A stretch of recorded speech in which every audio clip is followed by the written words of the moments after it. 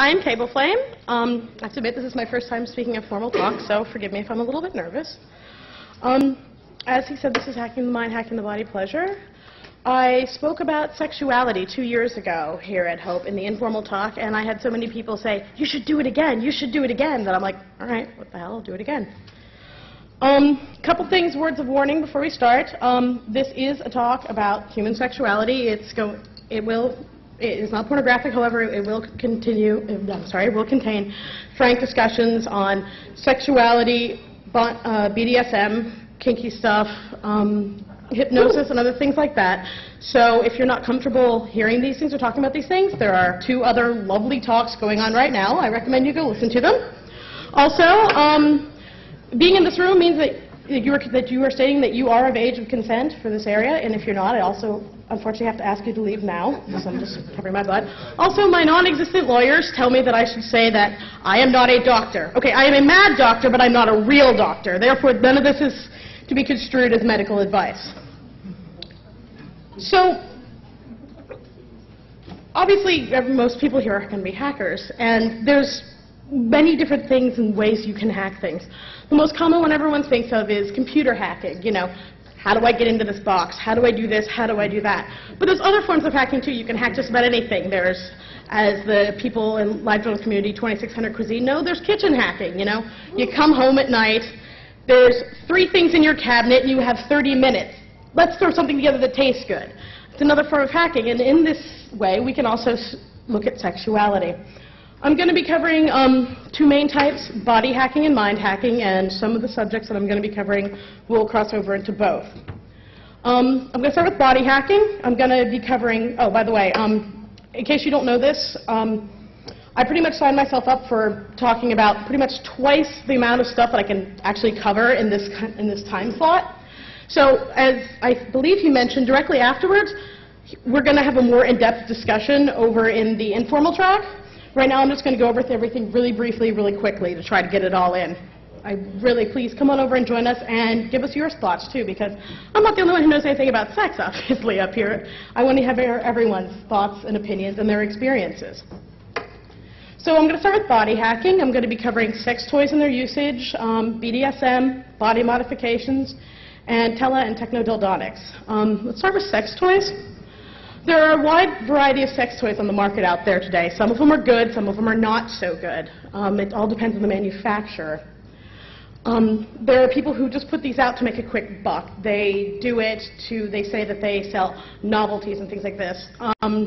Because of here in America, we don't have any kind of government regulation of sex toys. There's nothing that looks into this, so they can just pretty much put out whatever they want with not too much regard to whether this is safe for a person. So you're going to encounter a number of different types, a number of different quality of sex toys. I'm pretty much going to put them into 2 main categories right now. I'm going to put in insertables, which are also pretty much better known as dildos, and vibrators. Let's start with dildos. There's many different places you can insert things. You can insert things into the vagina. You can insert things into the rectum or into the anus. Dildos, you can find them in a wide variety of different materials that they're made out of, and this kind of starts getting into the more like techie sex stuff, because some of the materials that they're made out of nowadays is really high-tech stuff, and it's only stuff that's been invented in the past, heck, even 3 years I can think of. You can buy a cheap jelly dildo. I'm sure you've all seen the interesting kind of solar panel, flowery exhibit with the different sex toys in the front. The big ones, the one with all the ones that are hanging here, there, and everywhere. These are made out of jelly. Many of these toys are made out of something that's with so many different chemical components, there's over 200. There are people who are calling for these kind of dildos not to be made anymore because they have something called phthalates, which in the UK, I believe it is, they're not allowed to use in children's toys if they get chewed on because of the chemicals that come off of this. You know how they have, I don't know if anyone noticed, but they have this smell. It's called outgassing. It's where they're putting off the chemicals. These things have been known to possibly cause cancer in people, and the walls of the vagina and the walls of the rectum have even more mucous membranes than the walls of the mouth. And so there are many companies, many very reputable companies that won't sell these anymore. There's also silicone toys, which unfortunately I can't point you to ones in the lobby. These are really wonderful toys. They conduct heat easily, they conduct cold easily, so you can stick them in your freezer, you can warm them up a bit, and they'll hold that. They conduct vibrations like no one's business. And no, I'm serious. You take a vibrator, you put it on the one, and you kind of feel the end of it, and then you take a vibrator and you put it on the end of the silicone one, and it's like night and day. It's ridiculous. It's wonderful. Where was I? Okay, yeah, sorry. So back to the talk about sex, because I'm actually rather nervous. One of the wonderful things about, one of the best things about silicone is that it's easily sterilized. You can put it in your dishwasher. I'm not kidding. You can put it in your dishwasher with the rest of your dishes. You can boil it. I always call it, remember the children's story Stone Soup? Yeah, I always call it, I'm making dildo soup. And if you have an autoclave, you can put them in an autoclave. So these toys are great for penetrative play. There are some that are specifically made to hit the G-spot, which is part of a woman's vagina. And it's a spot that in many women can bring about great pleasure. Some women it does, some women it doesn't. Pretty much an overall thing I'm going to say for the entire talk here is experiment. Play around. Play around with yourself. Play around with a partner. Play around with multiple partners. Talk to your partner. Find out what they like. Try something. If it works, fantastic. If it doesn't work, try something else. It's pretty much like the overall thing I could say if you really want to hack sex well. Just keep trying and find out what works for you.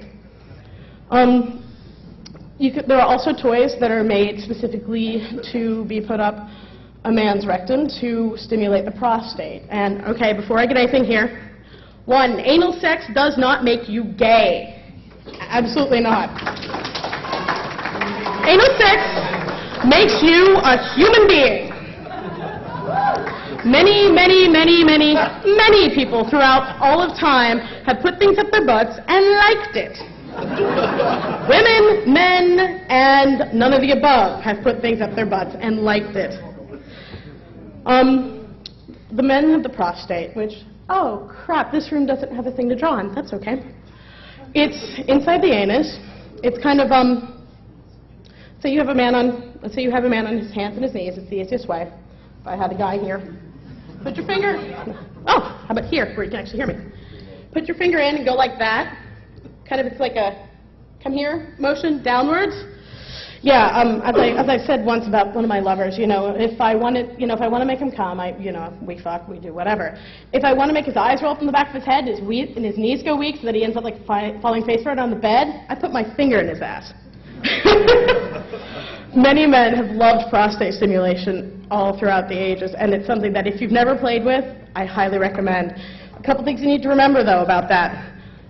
Go very slowly. Start with something small. Remember that giant butt plug in the center? Yeah, no, that takes working up to. Use lots of lube. There's no such thing as too much lube. Well, technically there is, but for the most part, there's no such thing as too much lube. Go slowly. Everything I'm going to be talking about here, I'm going to assume that you're going to use safe sex practices with this. You're going to use barrier methods to keep viruses and diseases from transmitting. If I don't have time to go into this in this talk, unfortunately, if any of you have any questions about this, please come up to me, let me know. I will send you the websites. I will teach you about it because this is something that everybody needs to know. But you can do these things and you can bring about great pleasure in men and women. I also highly recommend, oh crap, I'm getting ahead of myself, I'm sorry. Vibrators. There are many types of vibrators out there, and the main two types that I've seen so far have been vibrators that use batteries or vibrators that plug into the wall. The ones that use batteries are usually cheaper. Some people really like them. I think they personally feel more buzzy to me. The ones that plug in the wall have a more all-over vibrating effect that isn't so it's more like shake, shake, shake, shake, shake. As I once kind of like the subway. Yeah, kind of like the subway. As I described it once when I picked up a Hitachi Magic Wand, I turned it on, I put my hand up against it, I said, fuck, this thing can shift tectonic plates. Right now I'm going to speak about women and other people with clitorises. There are many women who like, don't laugh, there are many people of many different genders. There are many, many women who like a specific product, and I'm not big on plugging products, but it's called the Hitachi Magic Wand. Personal testimony here, I was having, if I was lucky, 3 orgasms a year. I bought one, I started having one a day. It completely changed my world. I became a more relaxed person. I wasn't constantly trying to, with my partners, always being worried about coming to orgasm. It was wonderful. I highly recommend a Hitachi Magic Wand to anybody. They run between about 40 and 60 bucks, and they last for about, from what I've heard, 10 years. Women have been using them since, I think, 1960s or the 1970s to get themselves off. So it's a very tried and true product. Let's see here. Oh, I was going to say about vibrators. Vibration up the anus is a wonderful thing, as I already mentioned for the prostate. Another thing it's good there, but it's also good for women because you get the vibration here, and the wall is the same. This side's the vagina, this side's the rectum. So if you have a vibrator up the anus and a vibrator in the vagina, you're vibrating both sides of that wall, and that's a pretty intense feeling. All right, the next thing I'm going to talk about is BDSM. It's a term that's been bandied about for quite a long time. It's an acronym. It stands for many things. Bondage and discipline, domination and submission, sadism and masochism. There are people basically who lump any kind of play that isn't, quote, normal or vanilla or just plain sex into BDSM. So there are many different types here. I'm just going to broadly cover just basically lump them into categories. You have sensation play. So where you have things like you tell your lover to close their eyes and you take a piece of rabbit fur and you rub it over their body and it feels really good. When you close your eyes, you're kind of blocking some of the input so that you could focus more on what's happening on your body. You could take an ice cube and, if their eyes closed, touch it here and maybe touch it on their leg and touch it here, and they don't know where it's coming next. Pleasurable sensation play. There's also painful sensation play. I will get more into pain for pleasure later. But there's pain for the sake of pain, people who genuinely like pain, their brains are just wired this way.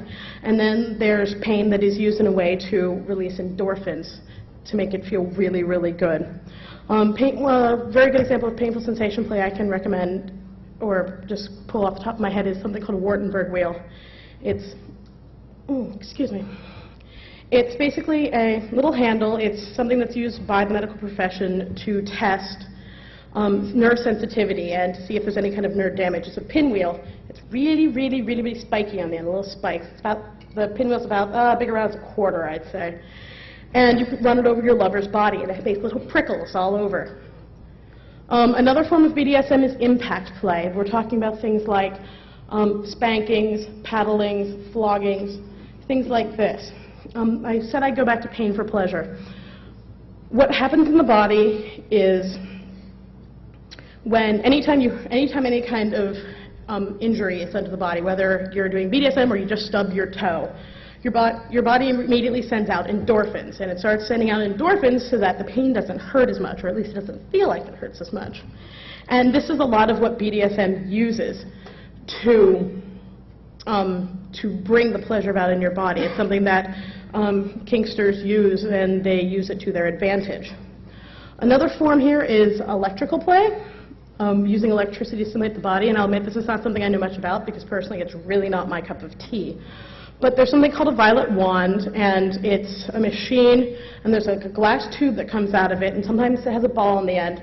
And what goes on in the tube looks a lot like a plasma lamp, and it's purple, and it causes mild shocking sensations on the body where you touch it. There's also an adapter that you can put onto it that then you can use it as you can put like the paddle. Sorry. The mic. You can put the paddle like here on the side of your body, and then you become the violet wand, and then you can touch them, and it gives little sensations out of your fingers or wherever you touch them at. It is pretty cool.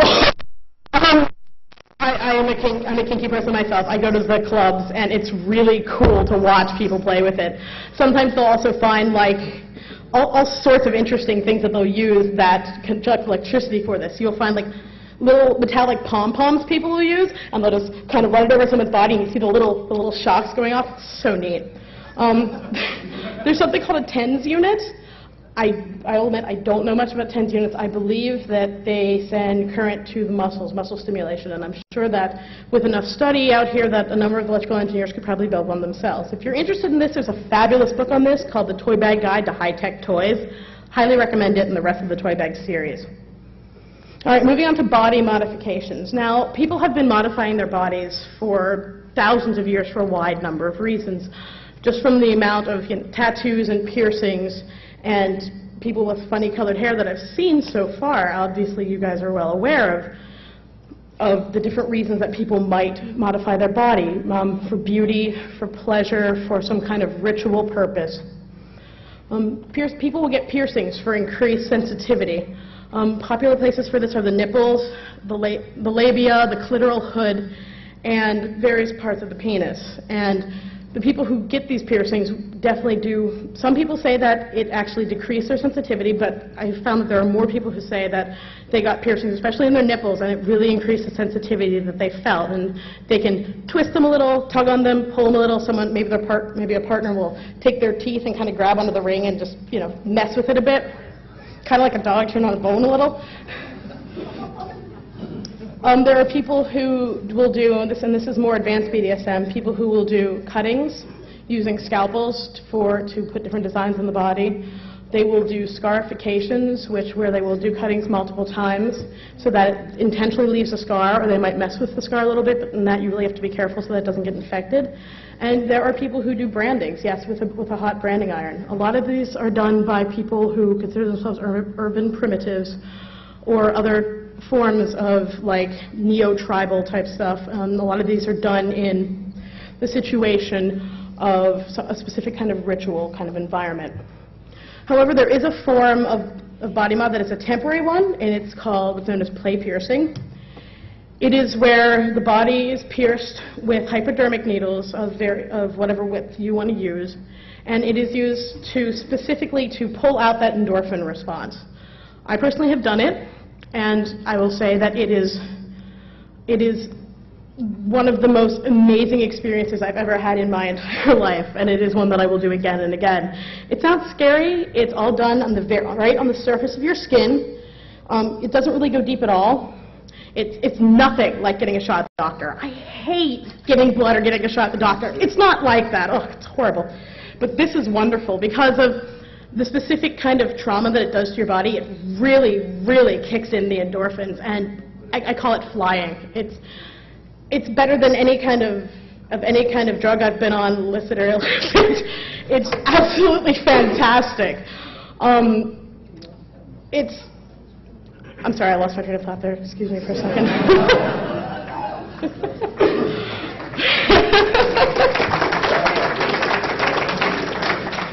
It's something that you would definitely need to do with someone who is an experienced piercer, something that you'd want to learn from someone who knows what they're doing, because obviously there are risks involved, and you can actually damage yourself. You can cause harm instead of just what we know is hurt.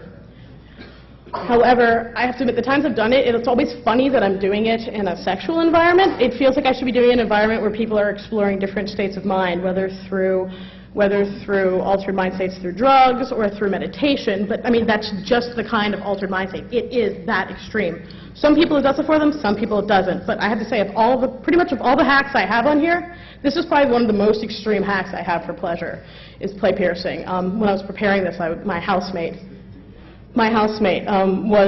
I was talking to my lover, giving the presentation, and my housemate was there in the house. He came over and he's like, yeah, I only did it once, but my God, it was absolutely amazing. So I'm personally not the only person who does this. There's also then tele and technodildonics. Teledildonics is pretty much what everyone else calls it. I prefer to call it technodildonics because not all of them deal with telephony. Not all of the different types of high-tech sex toys deal with something with the internet, but there are ones that do. There's one called the Oh My God, and there's one that's called the iVibe, which you plug into your your iPod or other MP3 player or other music player, and it basically takes the music and will vibrate in time with the music and work with the music that you're listening to. It will do that. There's one called the Juju and the Sassy.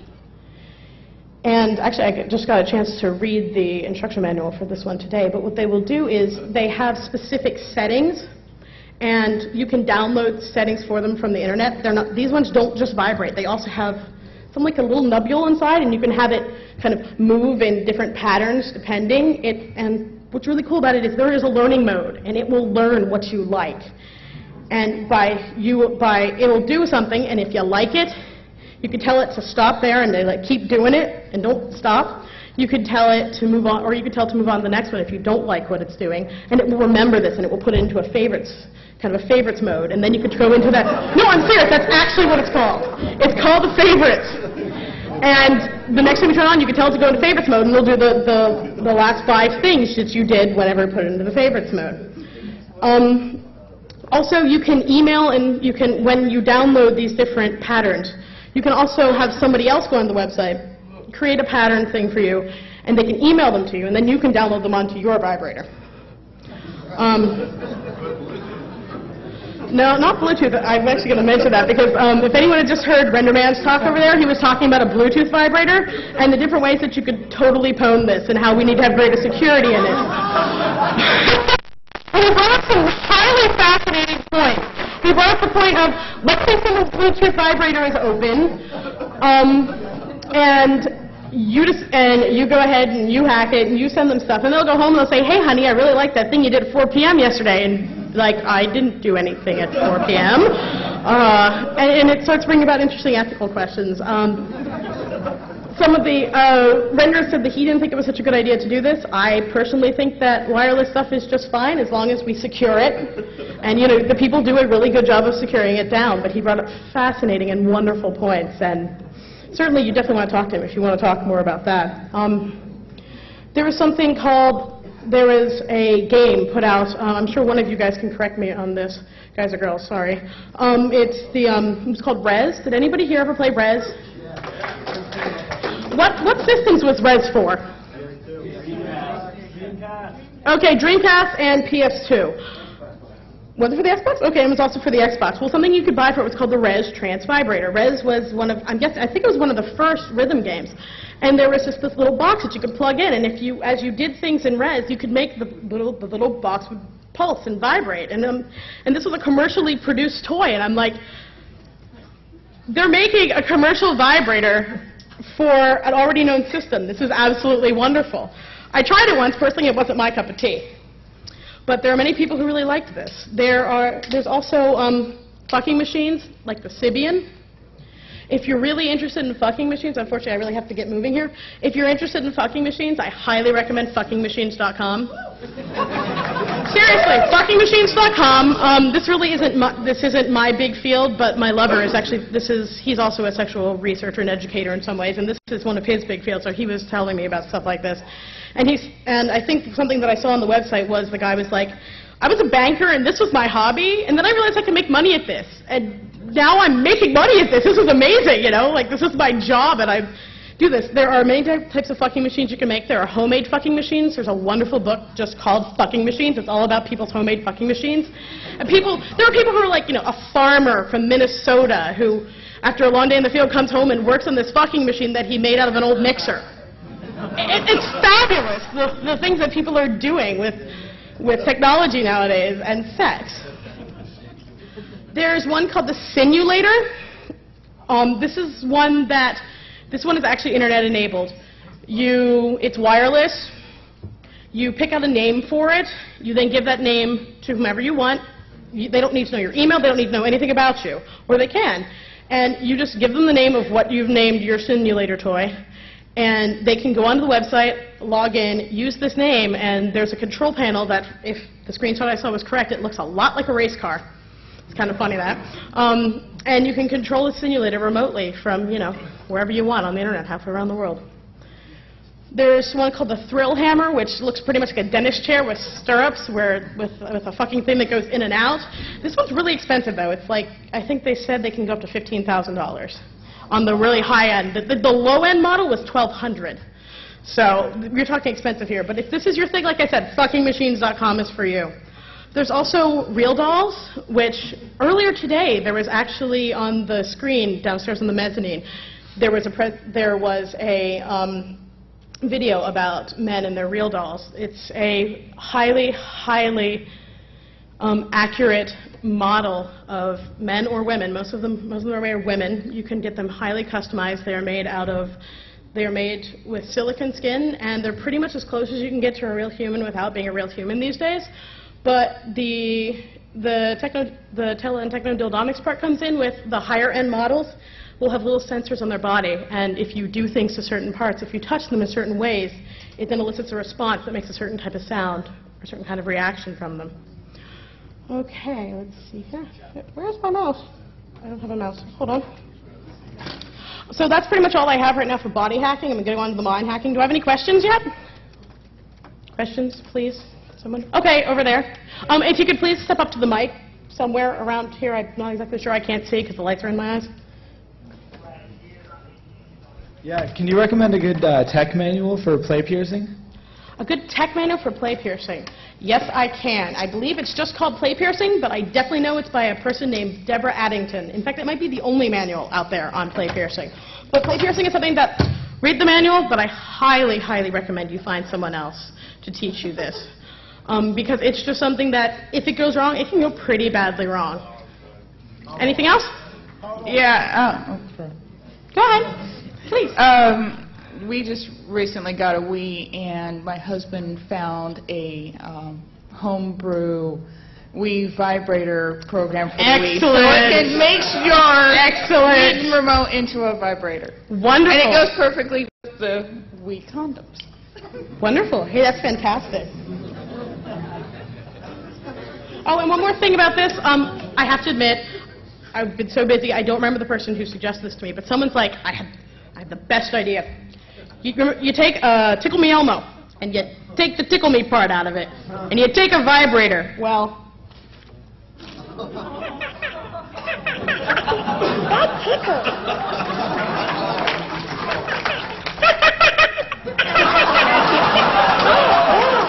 And if you can get it to vibrate, that tickle me dildo.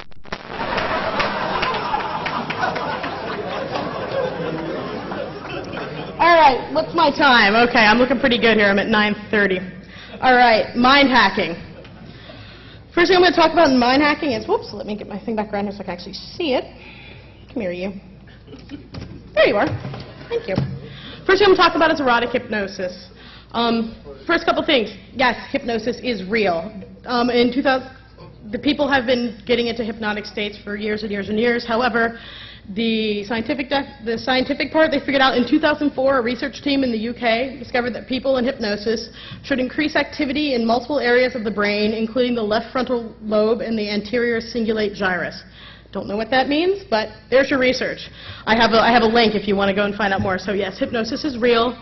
No, people won't make you do anything that you don't want to do in hypnosis. However, you are definitely more open to suggestion. You're definitely more, okay, yeah, I'll do that. Yeah, okay, that's okay. Yeah, sure.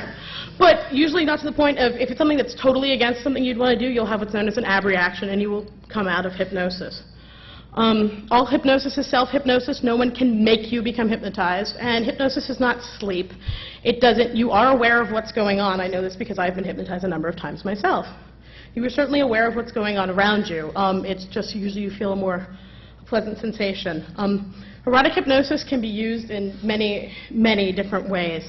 There are people who are simply turned on by the idea of being hypnotized, so if you've got that going for you, great, there you go, you've already got it. If that's not your thing, hypnosis can be used to play back any sensation that pretty much anyone has already had, whether it's in the form of a hallucination. Well, we think of, hallucinations, seeing things. It can also be feeling things. It can be hearing things. It can be a wide number of, any of your senses. So erotic hypnosis can be used to increase people's pleasure by saying, when I touch, you could, after putting someone into hypnosis by using what's known as an induction, You can say, when I touch you here, you're going to feel, you're going to feel pleasure and you're going to feel it tenfold. And every time that I do this, you're going to feel it tenfold more and tenfold more. You can use erotic hypnosis to, I'm sorry, I just blacked out. Hold on a second. You can use erotic hypnosis in ways you can use it that if you train them, if you use it long enough and you can train people, you can make them come on command. Or you can make them not come on command. You can deny them that and make them keep feeling pleasure until you're ready to give them orgasm. Also, as I said before when I talked about play piercing, erotic hypnosis is something I've learned about recently, I have to admit. But 4 months ago I met my current lover who is into erotic hypnosis, and he's taught me this. And he also has a friend of his who is a certified hypnotherapist who we've been talking with and stuff like that. And no, simply talking with. And this is probably one of the other greatest hacks I've ever felt for hacking for pleasure. The things you can do with this with the mind when it's been, I guess, not properly trained isn't the word I'd use, but when you're properly put in hypnosis and you're put in deep enough, it is mind-blowing. Going back to BDSM, other forms of it, you can use power exchange, which is a way of when you take one person and you give them more control of the situation and you take control away from the other person.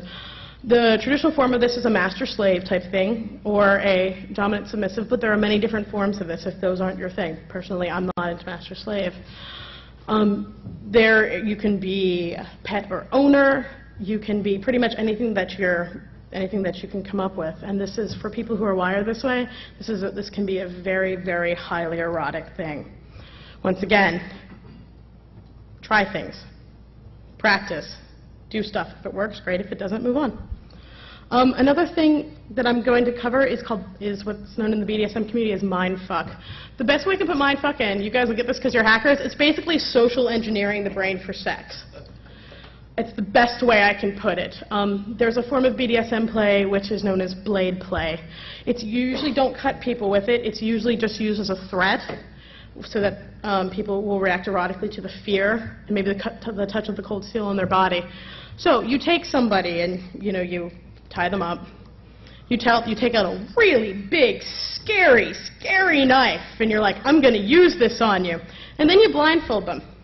And then you don't let them hear you putting the knife down, and you take a credit card. Or, went to Crate and Barrel. I got a pot scraper. It was about $2. And you run this over their body, and they think you're using that scary, crazy knife. No, you're using a plastic pot scraper. You got it, Crate and Barrel.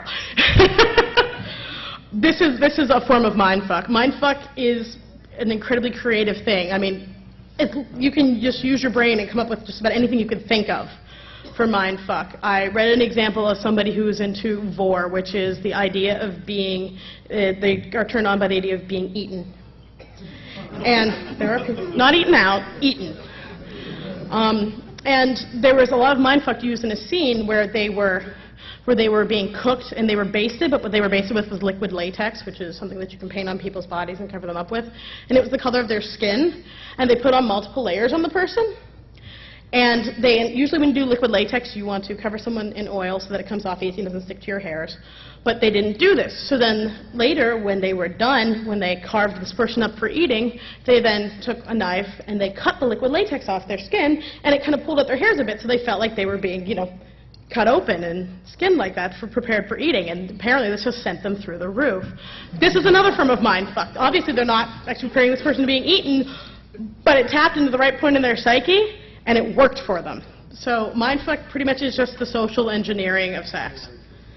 Something that I'm going to mention here about BDSM, there's something called headspace. This is basically the, headspace would probably be the BDSM equivalent of hypnosis or of a meditative trance state. It's when your brain gets into that zone. For people who are submissive, they'll call it subspace. For people who are for dominance, they'll call it top space or dom space. And this is pretty much the main place of, it feels different for different people. I don't know if there is has been any kind of scientific study on this, because it's really hard to get scientific studies on sex oftentimes. But, you know, there are so many BDSM practitioners who will say, yes, no, this is real, and this is how it feels for me. Headspace is this main place of BDSM, and I'm bringing this up because I'm about to go into the sexual spiritual thing. There are many, many different paths that have some form of sexual spirituality. There's tantric sex, which I'm sure you may have heard of already. There are different types of pagan that deal with some kind of sexual spiritual thing. There's a static Christian. Pretty much most religions, sometimes it's not something you hear about very much, will have some form of this.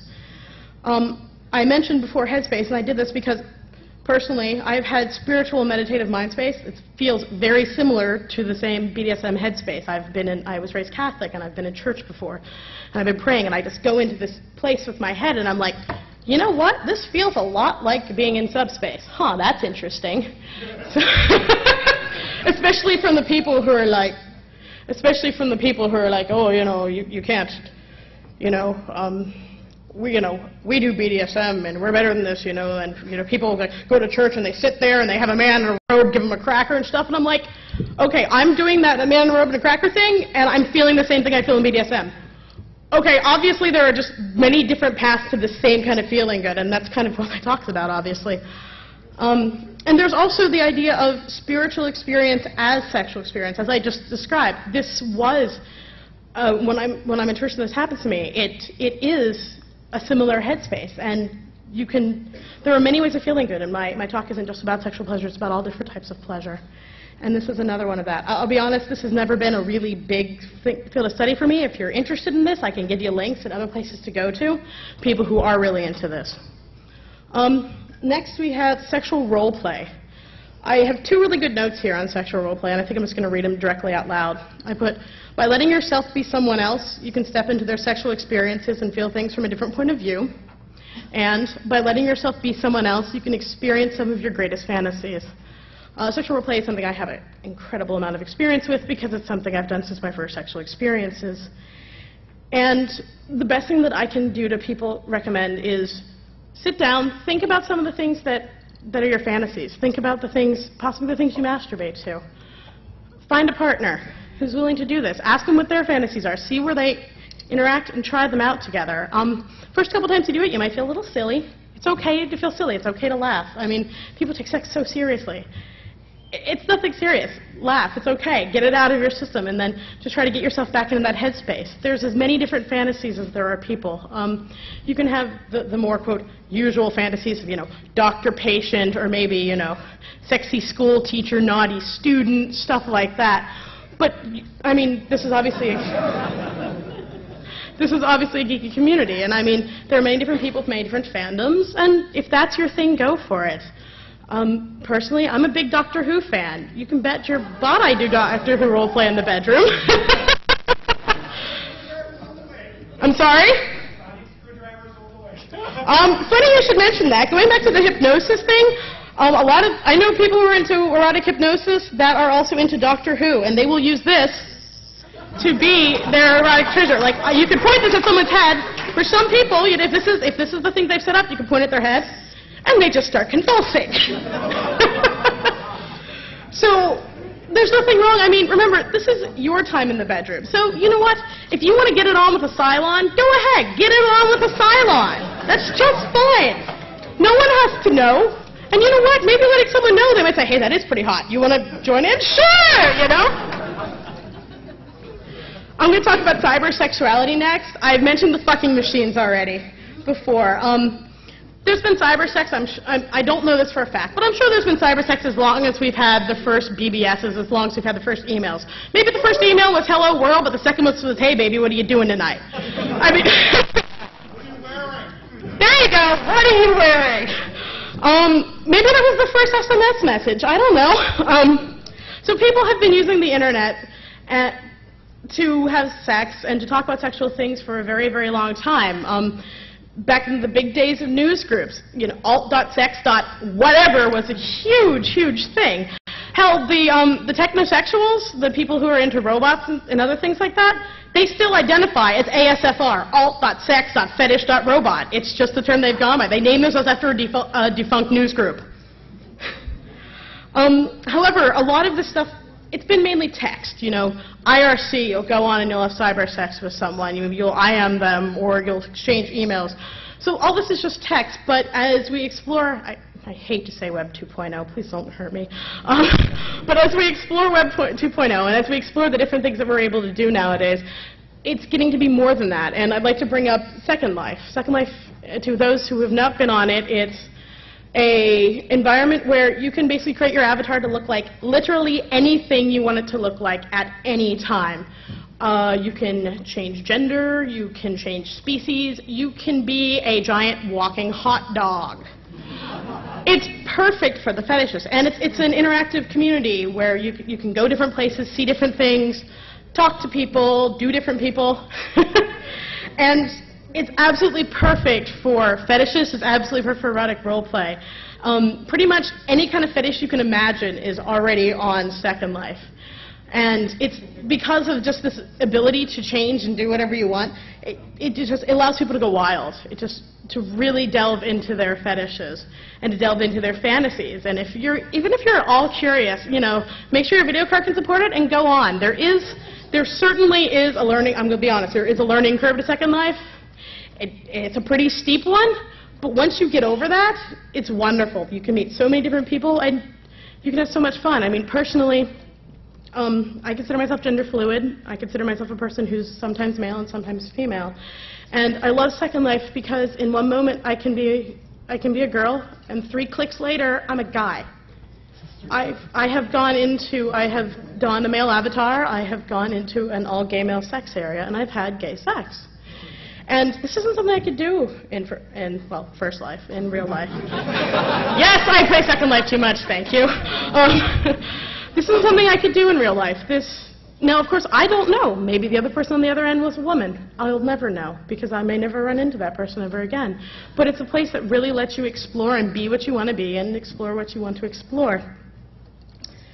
See, I'm going to talk about fetishes next. Talking about this talk on the Hope Forum. Hold on a second, got to scroll down here. There we are. Talking about this on the Hope Forum, somebody mentioned when I said, hey, you know, I'm approaching this talk from kind of a free software, open source kind of mindset. What would you like to hear me talk about? Somebody mentioned fetishes, and they asked me a couple questions, and I'd like to answer them. They said, if you were someone else,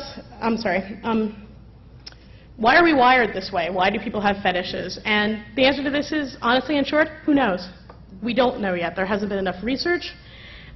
Some people think we were born this way. Other people think that there were environmental influences. But, you know, one person might see that environmental influence, and another person might have the exact same experience, and the one person is their fetish, and the other person is not. We don't really know, but let's be honest. Who cares? I mean, it's fascinating to think about, but a lot of times whenever you start going down this path, people will then try to cure you of your fetish. And there's no reason. As long as you're not hurting anybody, it's all good. It's really just all good. Hacking the mind with fetishes, if you or someone else has a really decent, strong fetish, this is probably the best way to hack their sexuality. Because of the very nature of what a fetish is versus just having like a passing interest. I mean, there are, obviously, this is not news to you, there are many men who are interested in breasts on women. This is not news. No, I know, it's hard to believe. However, there are some men that breasts are their fetish. I mean, for some of them, the larger the breast, the better. And just thinking about it or talking about it will really start to make them hard. It all depends on the extent of how much you're into something. Let's see here. They also ask, you know, how do you find other fetishes? Some fetishes have a visible symbol. In the gay male subculture, the gay male leather subculture, which is another form of kink, they have something called a hanky code, wherein one will wear,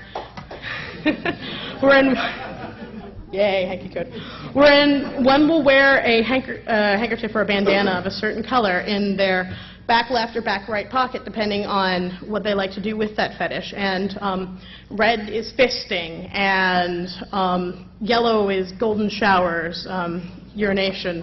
And it's gotten to the point, though, that there are so many different subtle shades of color. It's like, well, are you wearing peach or apricot? Because you know, if you're wearing tan there, you've got a cigar fetish. But if you're wearing apricot, you're a chubby chaser and you like fat people. So, I mean, it's starting to get to that point. I mentioned the technosexuals earlier, the ASFRs, and they've decided on a wind-up key, like from an old clock or something like that, to represent their symbol, to let them find other fetishists.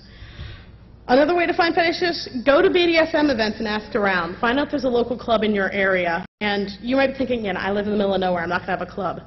I live personally in the Washington, D.C. area, and I know my clubs in the area, but I also know that there's a club called WHIP, West Virginia Humans into Perversion. So there are clubs in the middle of nowhere. I grew up in the middle of nowhere in Pennsylvania, and I found out that there is a kinky group of people who get together not too far from where I grew up, which is kind of cool.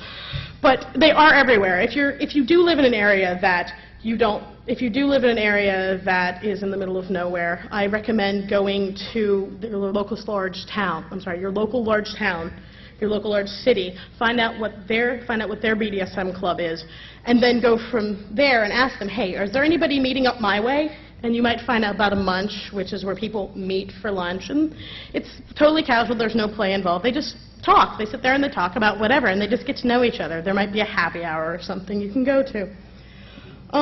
But really the easiest way to do it is find people online. There's pretty much an online presence for just about any fetish you can imagine. And I probably should have said this earlier, but fetishes can be about anything you can imagine. There is a fetish for every single body part. There's a fetish for people who are into really skinny people.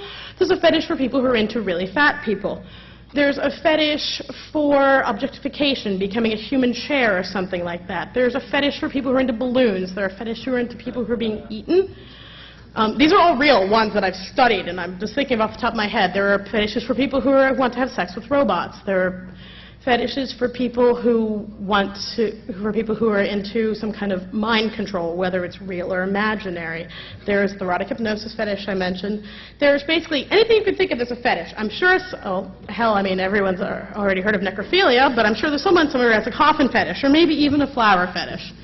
So that's pretty much anything you can think of. If you want to hear more about fetishes, rare fetishes are kind of just an interest of mine. I think they're fascinating, and we can certainly talk about them more in the other room. But finding people online is pretty much the easiest way. The way you should go about it is find out what it's called, because like the people who are into really fat people, this one is called chubby chasers. It's called FA, or fat admiration. No, you got to know the lingo. So do a little bit of searching online, do a little bit of research, find out what they call themselves, and then start looking for that. And you'll find chat and bulletin boards, and it'll get you in touch with people. And then you can start talking to people and finding out if there's anyone in your area who's specifically into your fetish. That's pretty much all I have. And oh my God, I have extra time. Yes. Before I end, I'd like to give thanks to a bunch of people, some of them who are here, some of them who aren't. I'd like to really thank my partner, Winter Rose, who couldn't be here. He gave me a lot of really invaluable advice about erotic hypnosis and about technosexuality. I'd like to thank his housemate, Wise Guy, who gave me a lot of information about hypnosis. I'd like to thank Renderman for, just before my talk, about an hour and a half, telling me about that wonderful little Bluetooth dildo thing. That was great. I'd like to thank, let's see here, David, who let me run my presentation by him and who let me borrow his laptop. Thank you so much. My friend One Who Freeze, who I also gave my presentation to, my roommate Harvey, and all my friends I talk sex with. And I'd like to thank all of you that requested my talking about sex again, because I'm rather poor right now, and I got to get into the con for free. Hey, thank you. And the people who chose the talk, thank you. And all of you who are here and listening. The last time I gave a talk on sex, I got heckled, and you guys really didn't heckle me, and I really appreciate it. And we got 10 more minutes. And you have 10 more minutes. How the hell do you like that? I'd like to put the floor open for questions again. And after this, I'd like anybody who's interested to go over to the impromptu talk room, and we can talk about sex. It'll be fun. Do I have any questions for anybody? If so, just start going to the mics, because I can't see anyone's hands. If you have any kind of questions, if anything I didn't talk about, anything I did talk about, go to the mic. Ask me some questions. Let's go here. Oh, come on, someone has to have something. Oh, yeah, people are moving. This is good. Anything? No? Yeah, all right. I have a question. Oh, I'm sorry. Go ahead. What would be a good website to learn about erotic hypnotism? Thank you. That's a really good question. Actually, what I forgot to mention is that I'm going to have a page up for more information about all of these fetishes. Not just all these fetishes, for all of the information up at cableflame.googlepages.com. Right now, it's just some crap that I put up there like a year and a half ago, so it's not there yet. I haven't had time.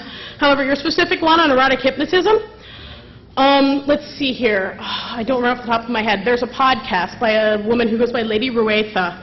It's called the Realm of Bliss podcast, and it's probably one of the best podcasts. It's probably the best source I could think of for that. I also have a whole 2 pages of erotic hypnotism stuff because of my lover who has given presentations with other people before, and I have their list of things, so I can certainly get that to you.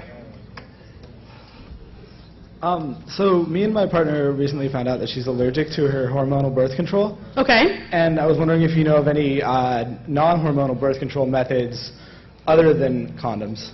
Okay. Personally, I have this problem too. I can't handle hormonal birth control. It totally messes me up. You can get an IUD, the copper one. However, this one can cause problems if your uterus isn't big enough. Unfortunately, they only make them in one size, and because in America they're pretty much only recommended for people who've had childbirth.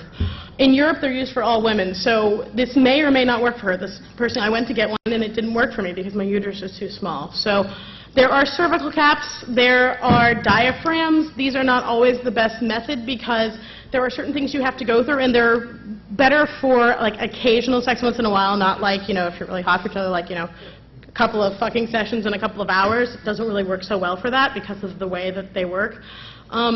I wish I had better advice for you because I'm in the same spot, and there isn't any perfect solution if you can't do hormonal. I'm sorry. Yeah, there are female condoms, but those also have some of their own issues with them, and they're very expensive, unfortunately. Just another recommendation for vibrators for girls, the rabbit, my favorite. Some people really like the rabbit. My personal experiences with them, some women love them. I guess this is a personal thing. Some women love them to the heck. I tried one, and my vaginal walls held onto it, and instead of it spinning inside of me, the outside, the handle part, was spinning around and around and around. I'm like, and then, I'm like, okay, I'll hold on to the handle tighter so I make it spin at me, and I did. And then when it started feeling good, I'm like, oh, and of course my body starts to relax, and my hand loosens up, and it starts going like this again. So maybe I just because I got a cheap one. It works for some women, it doesn't work for others. Yeah, that part doesn't work really well, but the clapping. The little vibration part? Yeah, in the... Personally, I found that I don't like battery-operated vibes because they feel too buzzy to me. This is something that I probably should have mentioned earlier. One thing that I found is that they always mention vibrators. If you've never orgasmed before, women, get a vibrator. There are some women that have hypersensitive clitorises. Vibrators feel bad to them. Vibrators might not get you off. And I'm only saying this just because I was one of these people, and I read all these books, and they kept saying vibrators, vibrators, vibrators, and I'm like... I'm a sexual educator, and I was still feeling really bad. I'm like, what's wrong with me? It doesn't work for me. And, of course, eventually I did find the Hitachi Magic Wand, and I realized that I just needed something not so buzzy. But do you know that there are some women that don't like having their clitoris touched with or played with too much because it's too super sensitive? That's okay. It's just another variation. Any other questions or anything? Any comments? Yeah, I've got one question. Sure. Have you ever, for the pleasurable... Play piercing? No, the piercing, like not piercing, but the play piercing. Yeah, thank you. Yeah, the play piercing. Okay. Have you ever done any acupuncture yourself, or have you linked that to any acupuncture stuff? Never done any acupuncture. Just from, and I'll admit, this is just from what I've seen of acupuncture on TV. That when I've seen actual examples of real acupuncture, they put stuff in like this. This play piercing is usually not in the arm. Actually, it's usually in more fatty places like the breasts, the back, the buttocks, the upper arms. And it is something that goes underneath the skin. And I've actually found people who are intrigued by the idea of having some kind of technological implant in their body. You have metal in your skin for a while, and you can see it. It leaves little raised marks while it's in you, and you kind of touch it there. And if that's kind of, if that's your thing, if that's something that excites you about possibly in the future, it's really cool. Also on acupuncture, unless it's something that you really, really like the idea of, it's not going to trigger the endorphins. It's not what it's for. Actually, I'm going to have to disagree with that because the first time I tried it, I was scared. I was scared out of my mind, and it wasn't something I've ever fantasized about before. I'm the kind of person Stop. Okay. Let's take this to the other room. You're going to egress. I'm sorry? Okay, wait, there's something I need to say here. What? I'm getting the larger room? You're getting the larger room. Which you're is called what? egress. Egress. You're not getting Zeus. I'm not getting Zeus, I'm getting egress. Thank you.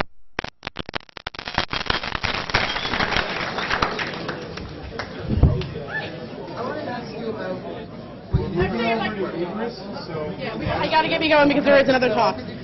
Certainly.